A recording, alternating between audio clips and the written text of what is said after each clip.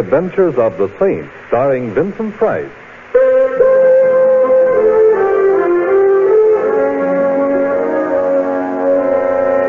Saint, based on characters created by Leslie Charteris and known to millions from books, magazines, and motion pictures. The Robin Hood of modern crime now comes to radio, starring Hollywood's brilliant and talented actor Vincent Price as The Saint.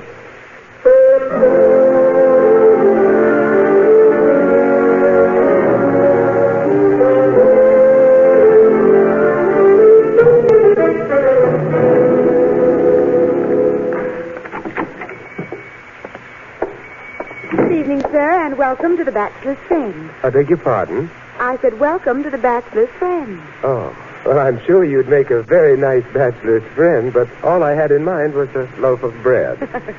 The name of his bakery is the Bachelor's Friend.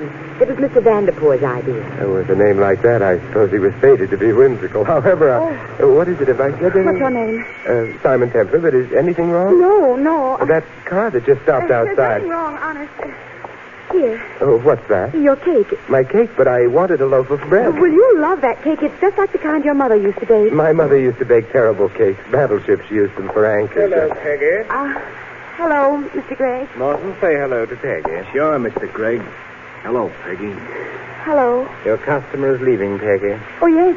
Yes, of course he is. He's just leaving. a moment now. I might like it here. The customer is leaving, Martin. Like you say, Mr. Gregg, he's on his way right now. Well, I feel terribly self-conscious being talked about like... a revolver, Morton? A revolver. Loaded? Loaded. You're quite convinced I'm leaving? You heard what Mr. Gregg said? I should hate to make a liar of Mr. Gregg. You won't, and keep on living. Then I won't. I like living. Good night, everyone. Martin? Hey, yeah, Mr. Gregg? He seems like a nice chap. He does? One of the finest. I think perhaps we owe him a ride. You needn't bother. I get car sick. See that he takes a cab, Martin. Give the driver his instructions. Have him take our friend here for a long drive to the ocean. Hey, yeah, Mr. Gregg. It's a beautiful night. He'll enjoy his drive. Come on, mister. Coming. Don't forget your cake. My cake? Oh, yes. Thank you, Peggy. Good night. Good night, sir.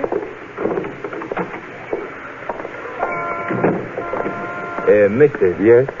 I wouldn't toy with no Boy Scout ideas about doing a good deed if I was you. Nature Lovers of America was my outfit. Just forget all about that blonde back in the store. Well, I'll try, but I can't promise she was so... Oh, you know what I mean, Morton. Yeah. And then you're a cad. Hey, taxi. Oh, how convenient. Get in. Thank you. Hey, cowboy. Me? Yeah, you. My name happens to be Benny, not Cowboy. So it's Benny. The gent in the back seat is going for a long drive to the ocean. He likes fish. Oh, shut up. A long drive, see? Him? Yeah, him. So he's going for a long drive. It's all right with You me. better be sure he don't change his mind and come right back here. Otherwise, there'll be one dead gent and also one dead jitney jockey. Me? Yeah, you. Now get out of here and fast. I've been gone an hour. Benny. No. I don't know if I should talk to you. Oh, well, don't talk to me. Listen. We're not going for that drive. I heard what the fellow with the cannon said. But, what's more important, I heard what he said. We're going for a drive to the ocean. But Peggy, the girl back at the bakery, she's in danger. We've got to help her. I don't like girls. Horses I like better. Well, how would you like a broken arm? Right or left? Both. I wouldn't, but that lug has got a gun. I'm closer to you than he is. Okay, we're going back.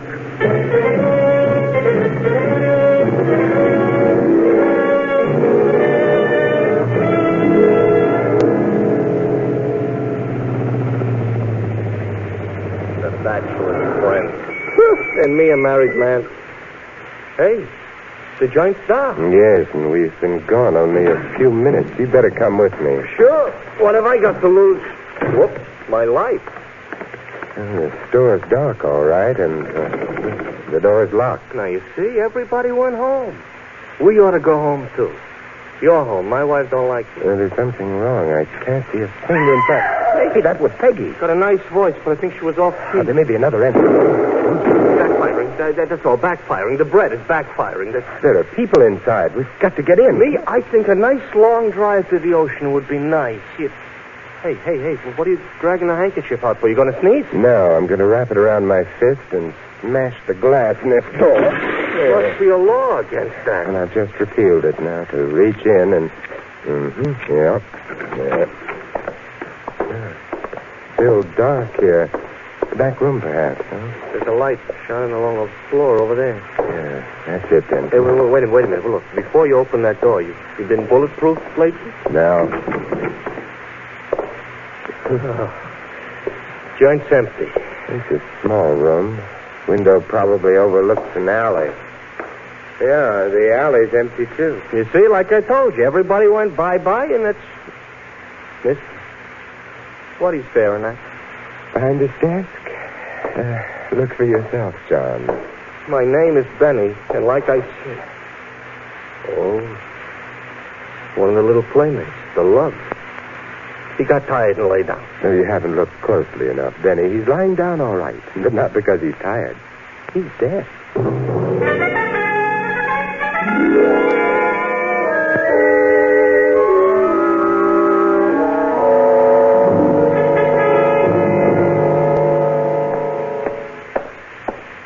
Okay, so I phoned the cops like you said. They'll be very glad to drop in right away. Good. Find out anything? Morton's dead. The others must have ducked out the back window.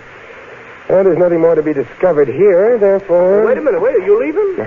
I'm afraid I am. Yeah, but the cops are not going to be happy about that. Well, they don't like me anyway. My wife don't like me. That don't mean I can walk out on her. Yes, but you see, you married your wife. I didn't marry the police. You got something there. Yes, good night. And give the police my love. Good night. Sure, I'll give it. Wait a minute. Love from who?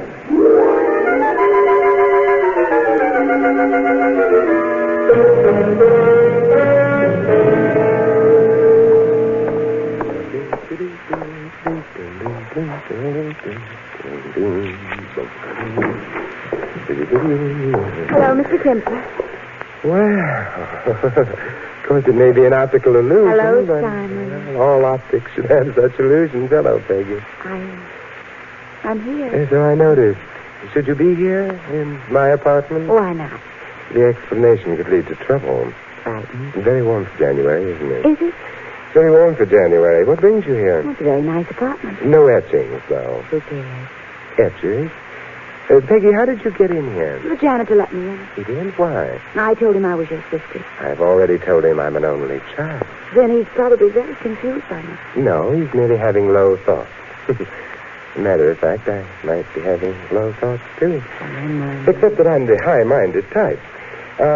What happened to your little friend? Mr. Gregg and Morton, I don't know. They got into a terrible argument. And you detest arguments.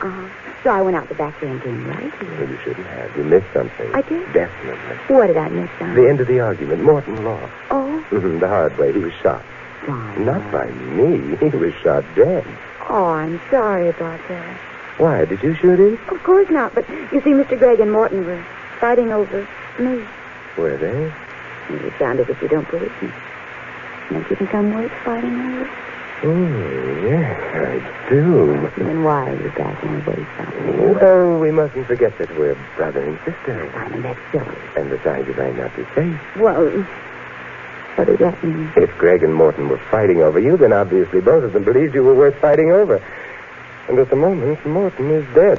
That frightens? It terrifies me. Are you a man or are you a mouse? Well, I like cheese. Oh, then suppose we forget the whole thing. I just made a mistake about you. Which reminds me, I made another mistake. Which one? That cake I gave you, it didn't belong to you. I didn't ask for it. I know, but I was a little confused. I want the cake, please. The cake? Oh, yes. Just the cake. Simon, are you stalling? No, I'm trying to remember what happened to it. Simon, you don't have the cake with you? Oh, you can search me, but I warn you, I'm pictured. Simon, what happened to that cake? I must have forgotten it in the cab. In the cab? Simon, what kind of a cab was it? The kind with a meter. Oh, you... I'm going. The temperature's dropped badly. Goodbye, Peggy. I hope the janitor tells your wife about your sister, and I hope your wife knows you don't have a sister. I don't have a wife, either. Ooh, I hate you. Hello, Peggy. Mr. Gregg. You're not leaving. Well, You're not. Come on, get back inside. All right. Mr. Gregg, you're no gentleman. I take your pardon? You're pointing. His revolver. Yes, I am. Is that the one with which you shot Morton? As it happens, I didn't. What's Peggy doing in your apartment? Nothing important. You see, she's my sister. Who are you? Her brother. Peggy? His name's Simon Templar. Templar? Saint? Oh, not really. It's only that my etchings are at the cleaners. Sit down. Thank you, but I... Sit down. Oh, if you insist. The couch? The couch. All right. But you won't mind if I remove the cushion. I hate cushions.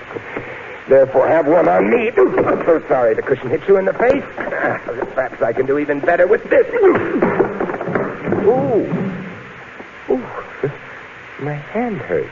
Simon, what a beautiful right to the jaw. Thank you. I don't like to do it very often. It's so hard on the hands, but, well, I'd better get his gut. I had this lamp all picked out to hit him with, Simon, so thanks for bending over.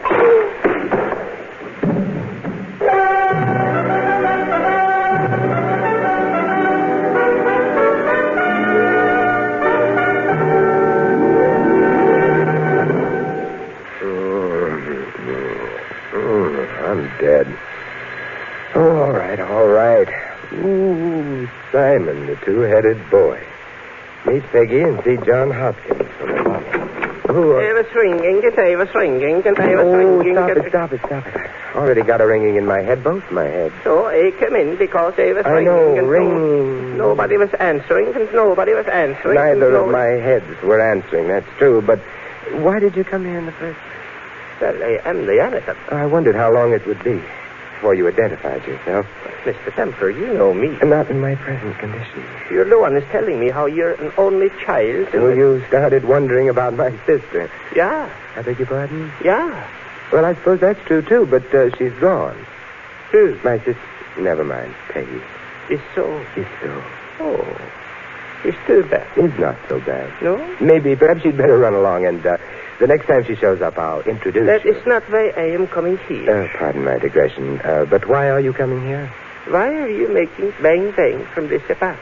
Bang? You mean... Like people are shooting that's pieces. silly. Lots of people hitting lots of other people on the jaw and on the head and so on. But you are holding in your hand... Oh, yes. I just got around to noticing it. A revolver. A revolver makes bang-bang. True. Well, perhaps we'd better get into the living room and... that's 20 carats. Peggy wears it, not me. What I am smelling is something else. Yes, gunpowder. Meaning someone's recently fired a gun here and... Oh, good Lord. Look. Yeah? It's Greg on the rug. He is why I hear bang-bang. How true. 2 bullets in his chest. He's dead. You shoot him? Oh, thanks for the question mark at the end of that. No, I didn't. I was knocked out. Greg was shot, and then the revolver was put in my hand. Eventually, I suppose the police were supposed to arrive, find Greg dead, the murder weapon crawling with my fingerprints, and... It's bad, yeah? It's not good, yeah. Dear sister. What you do now? I don't know. Except, of course, Peggy wanted to know who the cab driver was. What cab driver? The one who took the cake. Mr. Templar, I don't... The police. I had better not bother them. What you going to do? I'll find a murderer for them before they decide they've found one in me.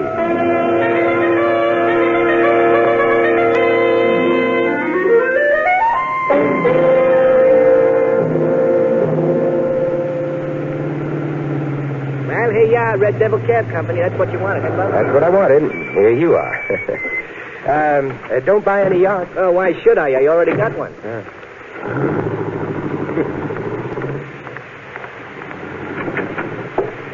Yeah? What can I do for you? Are you in charge here of the garage and cab fleet? Well, you could say that. Is that what you're looking for? Well, actually, I'm looking for Benny, one of your cab drivers. Benny what? Just Benny. Oh, him? Get out of here, mister. Oh, I'm not joking. The license plate number of the cab he was driving was X4376. No gags? No gags. Hold on a second, I'll check. Oh, thank you. X4343. Yeah, Benny Scott. Is he in the garage now? No, he's out of his cab. Is he due in soon? Yeah, his tour's over. Then he's overdue. Oh, you can't say that. He might have got a fare out to the suburbs or someplace. Oh, someplace. Would you mind if I waited for him? Hey, what's he done? Oh, it's not what he's done that's important. It's what may be done to him.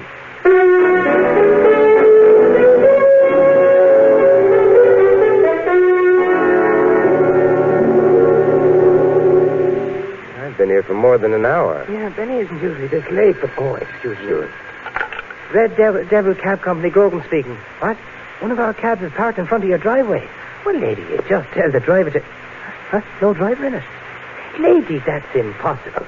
All right, so you live in Ocean Drive Avenue. I know it's a very nice neighborhood, so maybe number 536 is unusual nice, but...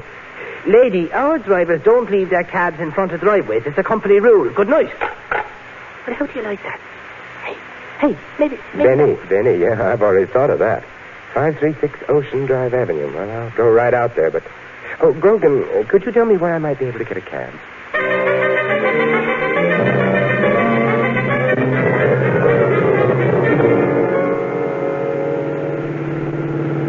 .500 block and... yes. Stop now. Benny's cab is here. Yeah, it looks empty. Hey, driver, hang around for a while, will you? Okay, mister. All right, thanks. There's no one... Oh, in the back of the cab. Hey, Benny. It's a lie. Well, what is? I didn't touch a drop. Furthermore, I never drink, and besides, you... Hey, you ain't my wife? No. Then who hit me on the head? A friend of yours, perhaps. Oh, no, my friends don't go around hitting me on the head. I know it's too soft. Hey, wait a minute. Where's the blonde? Well, I don't have her on me. I'm beginning to remember now. She hailed a cab, got in, and then she started asking me about some cake. Dear Peggy. Told me to pull over to the curb. She kept talking about cake, and then she hit me on the head. And I don't even like cake.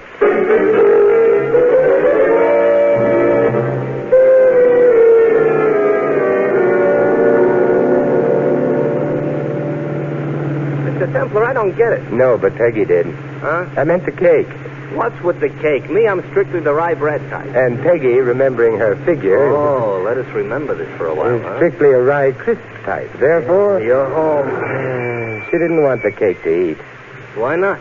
Because you can't have your cake and eat it. Is that supposed to mean something? Not to you. Here, Benny. And don't buy it. Thanks, I already got a yacht. How did you know what I was going... I listen to the radio, too.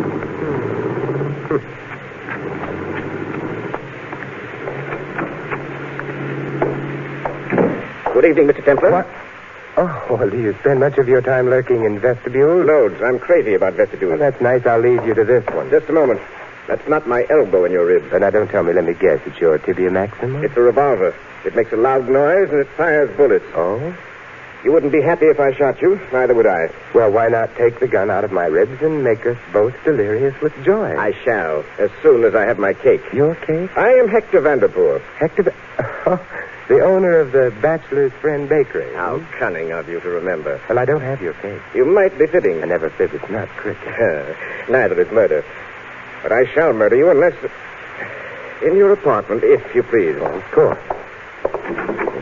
Here's the foyer and The living room? Now, see? There's no one here.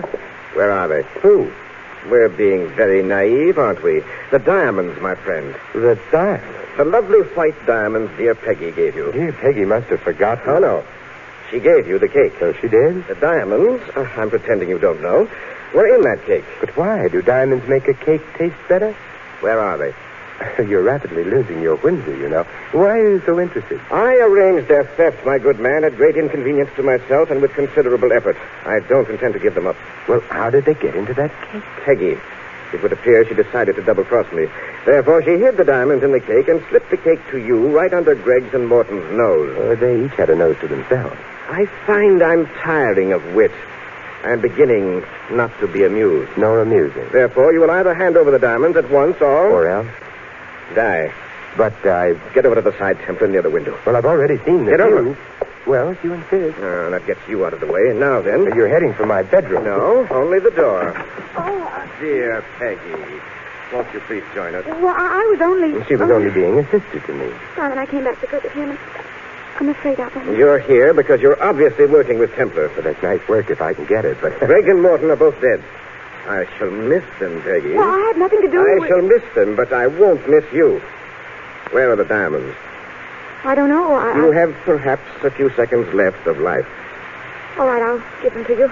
They're here in my bag. Get your hand out of that bag. But the diamonds are I here. told you. Opportunity knocks, to coin a proverb. But what? Which takes care of Mr. Vanderpool. Peggy? Oh, you shot me, Simon. Oh. I think I'm going to... Living room's cluttered with bodies. I must say Peggy's nicer, but... Flesh wound. I think everybody's going to live for a while. Are we coming to, Vanderpool? First the revolver, yes. And then a helping hand, and you're on your feet again. You. I probably am, and I certainly did. However, I have the gun now. You're going to kill me, aren't you? Why should I? Because then you and Peggy can keep the diamond. You forget the corpses, don't you, Mr. Gregg and Morton? The police are going to want a murderer for them. Well, Peggy killed them, so... You forget I'm being a brother to Peggy. Look, will you please get it over with? Now, don't rush me. You, Gregg, and Morton were jewel thieves. The bakery served as a front. The diamonds in the cake were supposed to be Gregg and Morton's share, right? Yes, but... Gregg and Morton are both dead. If you had the jewels, they'd all be yours now, wouldn't they? Yes, if I had the jewels... Peggy wasn't supposed to know anything about them. That's why you baked them into that cake. We both know all that. No, up until this moment, I didn't know that the jewels had been baked in the cake. Therefore, I shall not kill you. What? Because, you see, the police are going to take care of that.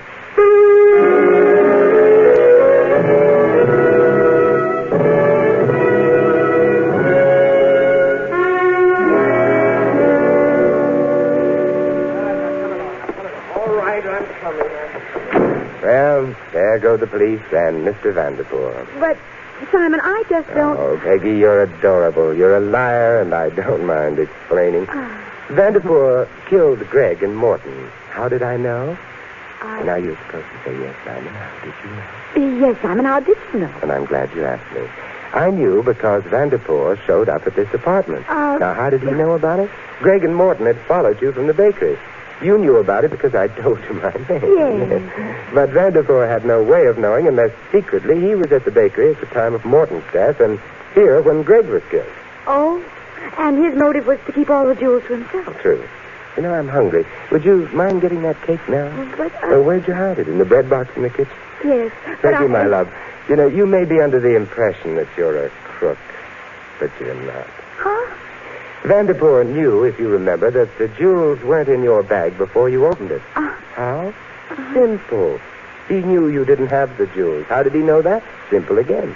He hadn't put the jewels in the cake at all. What? His double cross had started before your attempt at hijacking. So there are no jewels in the apartment, Peggy. I guess I'm not a good cook after all. Okay, I'll get the cake and we can eat it. The important question now being, is the cake any good?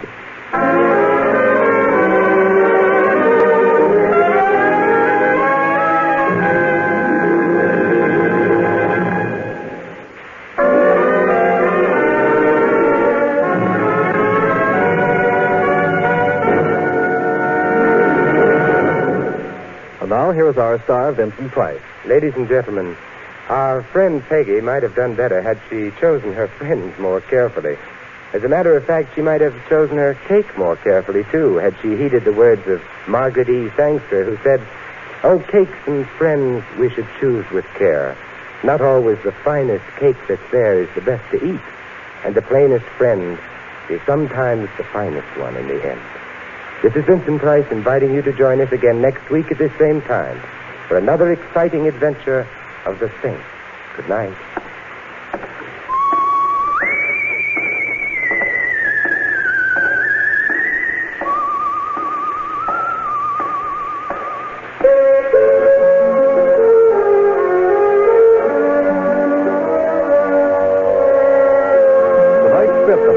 Written by Louis Cities. Our cast included Betty Lou Gerson, Peter Leeds, Dan O'Hurley, Larry Dobkin, and Ted Bonnell. The music was composed and conducted by Harry Zimmerman. The Saint, based on characters created by Leslie Charteris, is a James L. Safier production and is directed by Thomas A. McAvity. Vincent Price is soon to be seen in Robert Lippert's production of The Baron of Arizona. All you Saint fans will be glad to know that the Saint comic books are on sale at all newsstands. Your announcer, Merrill Ross. This is the Mutual Broadcasting System.